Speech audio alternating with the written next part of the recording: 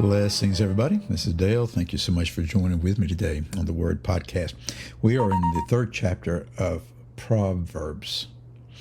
And we've got up through verse 14, I think. Let's back up a little bit to verse 13. It says this: Blessed is the one who finds wisdom and the one who gets understanding. For the gain from her is better than gain from silver, and her profit better than gold. So the psalmist is talking about what? Well, he's talking about one who is blessed. Okay, the one who is blessed is the one who finds wisdom. The one who is blessed is the one who gets understanding. Understanding that comes from the wisdom. Wisdom that comes from understanding. They are somewhat hand in glove, though not exactly. You want to seek wisdom, and in the midst of wisdom, understanding will come. For the gain from wisdom is better than the gain from silver. The gain from understanding is better than that. And the profit from wisdom and understanding is better than gold. Now, Solomon, in the next several verses, speaks to this. And he does it in a continued personification, speaking of wisdom as she. Verse 15, she is more precious than jewels, and nothing you desire can compare with her. That is an amazing thing. Wisdom is more precious than jewel, far more precious. And nothing, notice that word nothing. Nothing means what? Nothing. No matter what the language is, it means nothing. Nothing that you can desire can compare with her. Now, just for a moment, think of the various things that we all have desired from time to time, that we continue to desire. There's not necessarily anything wrong with having those desires. It depends. If it's desire that is a sin, no, don't do that. But if you desire a particular article of clothing, for instance, we all need clothing. Okay? I was actually thinking about that a few days ago. I was actually moving some things around in the closet, not so much getting rid of things, because I've gotten rid of things constantly. And particularly, 2.5 years ago, we moved and I got rid of a lot of clothes, right, that I didn't need.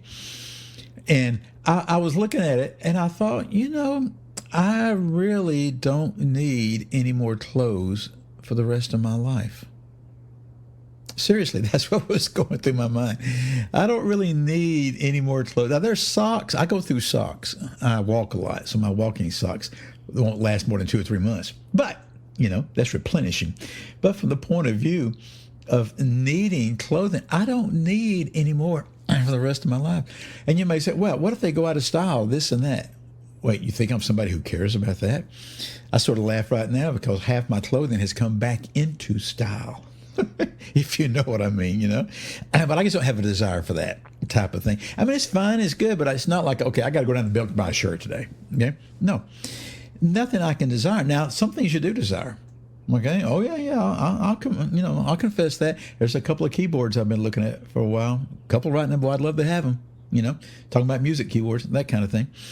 45 years ago when I was younger, oh yeah, there were cars. Yeah, but even then I didn't really pull the trigger on any of them, But wisdom is far more precious than anything that you can desire.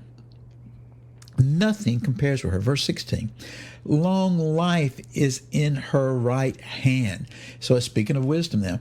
In the right hand of wisdom. And the right hand is always the picture, the seat of power. Okay, it's in the right hand. In her left hand are riches and honor. So when you seek wisdom, that's far more precious than the jewels or the riches you might want to desire. Do you want riches? Do you want honor? Well, it is found in wisdom and in the left hand of wisdom. Okay, the left hand of wisdom. And the right hand is long life. The longer you live life, the more wisdom we gain, right? Verse 17. Her ways, again, wisdom, are ways of pleasantness, and all her paths are peace.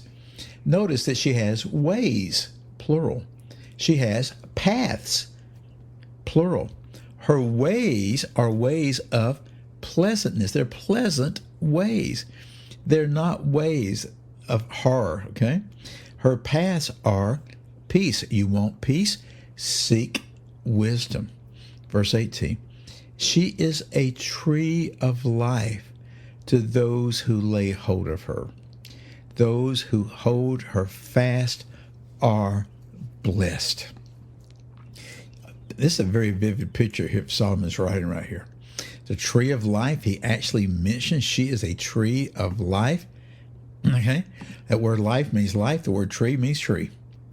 But is this not echoes of the tree of life that you see in the beginning of Genesis, that you see at the end of Revelation? You can lay hold of the tree of life now, today, this very moment, if you seek wisdom. If you seek wisdom. And those who hold fast to her are blessed. And that's the same word as happy. Happy are those who hold her fast. You are blessed. Verse 19. The Lord by wisdom founded the earth. Now, folks, I'm going to read these next two verses right here. And we may talk about this more later. This is one of the undercurrents that we're talking about all the time. The Lord by wisdom. So it was the wisdom of God. It's by wisdom that he founded the earth. That he founded the earth, which means to fix, to establish, to lay the foundation of it. By understanding, he established the heavens. So notice how Solomon is picking up this theme that is carried all the way through this third chapter of wisdom and of understanding. By wisdom, the Lord fixed the earth. He established the earth, okay, by his wisdom. By understanding, he established the heavens. By his knowledge, the deeps broke open and the clouds dropped down the dew. This is what the Lord did. The Lord creating the earth, the Lord creating the heavens. His knowledge and his wisdom brought it all forth. He founded the earth. He established the heaven. He broke open the deeps and he brought forth the clouds. Now listen to this, verse 21 and 22. My son, do not lose sight of these. Keep sound wisdom and discretion, and they will be life for your soul and adornment for your neck. So Solomon picks up that picture that he's already established right here of wisdom and understanding, being for your soul, being an adornment around your neck. Look what he's saying. Don't lose sight of these things. Don't lose sight of wisdom and understanding. And he uses the example of God creating. He says, keep sound wisdom and discretion. They will be life for your soul and adornment for your neck. This is one of the reasons that I think that biblical cosmology, the true nature of things, has been perverted the last 500 years by the enemy.